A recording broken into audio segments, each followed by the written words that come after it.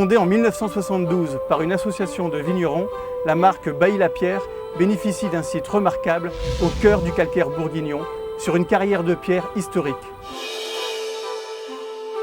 Hervé Tucky, responsable de la communication des caves Bailly-Lapierre, m'a fait découvrir le vignoble de l'Auxerrois et bien sûr le crément de Bourgogne.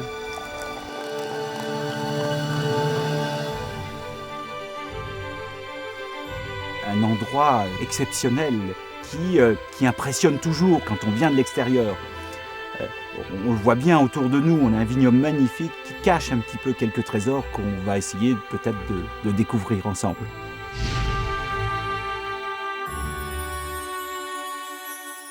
Quand on rentre dans la cave Bailly-Lapierre, on est encore plus surpris. Parce que sous 12 mètres de roche, jusqu'à 60 mètres d'épaisseur de roche, avec 4 hectares de caves naturelles qui ont été creusées pour extraire de la pierre, pour construire de très beaux bâtiments. C'est là que se trouvent les caves Bailly-Lapierre, c'est là que mûrissent lentement quelques millions de bouteilles pour produire un grand crément de Bourgogne.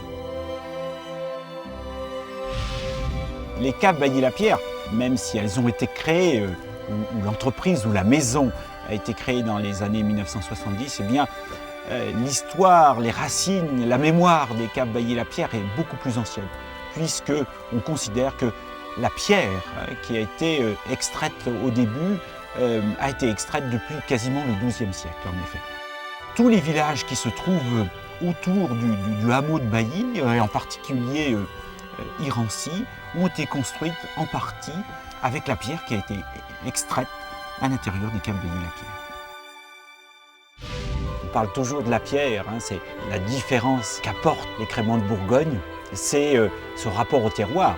On a parlé de la pierre tout à l'heure, on a parlé de l'exploitation de la pierre pour les œuvres humaines. Eh bien, finalement, on tourne toujours autour de cette pierre qui apporte l'énergie, qui apporte les sels, qui apporte la vie, qui apporte la vibration.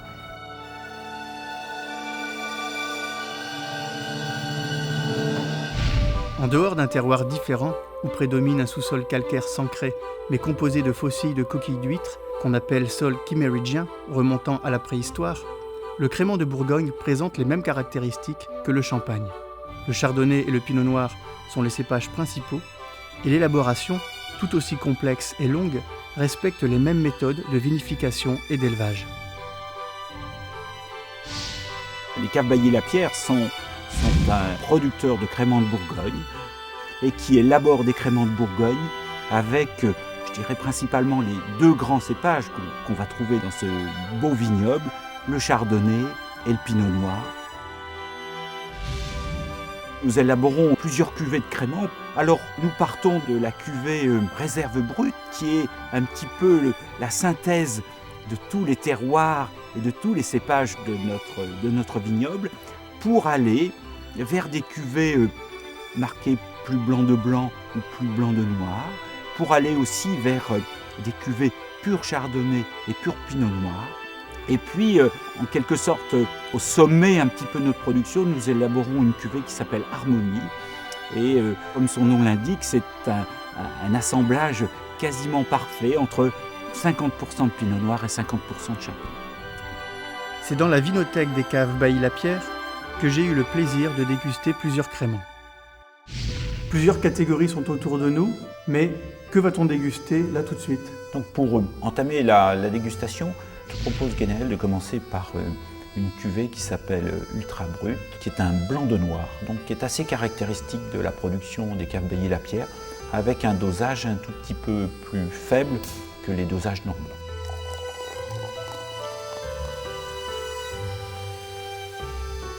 Hervé, c'est donc l'ultra brut, ce qui veut dire un dosage très bas, voire non dosé.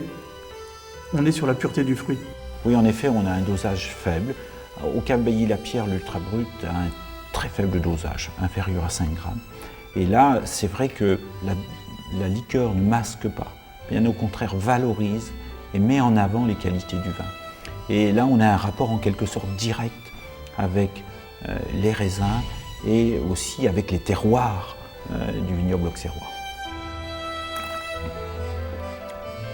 Et tu le vois au point de vue pureté, contact avec la minéralité, on sent très très bien la belle vibration minérale, mais c'est une vibration minérale très élégante, très fine, très subtile.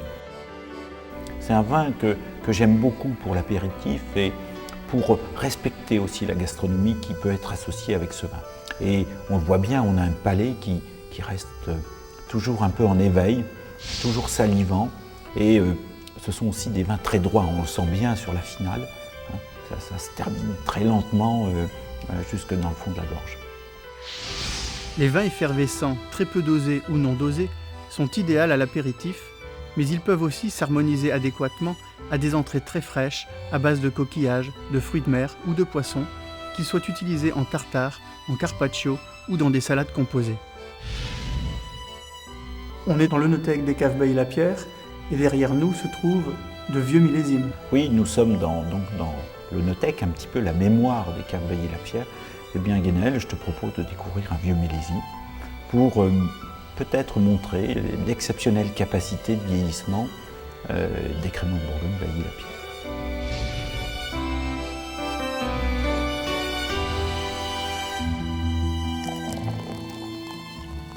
Alors évidemment, la robe est évidemment d'une couleur plus soutenue et au nez, on a beaucoup plus d'arômes, c'est riche, c'est profond. Bien sûr, la robe en étant plus évoluée que le premier crément de Bourgogne que nous avons dégusté, mais je remarque quand même une couleur qui est encore assez pâle pour un vin de cet âge. Et puis, bien sûr, au nez, on trouve une palette assez riche, assez complexe, avec des arômes de biscuits. On sent bien un petit peu la levure, mais ça reste très élégant. Et oui, c'est des vrais créments de dégustation. Je crois qu'il faut prendre son temps. Il ne faut pas oublier que c'est un résumé de ce qui s'est passé hier ou avant-hier. Et ça, c'est quelque chose de fabuleux. À ta santé, Guénel.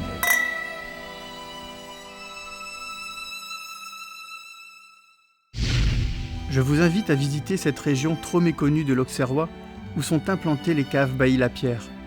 Tout en traversant les villages médiévaux de Chitry, Saint-Brie-le-Vineux et Irancy, vous découvrirez un paysage magnifique de cartes postales tout en profitant de la gastronomie bourguignonne dont la réputation a fait le tour du monde.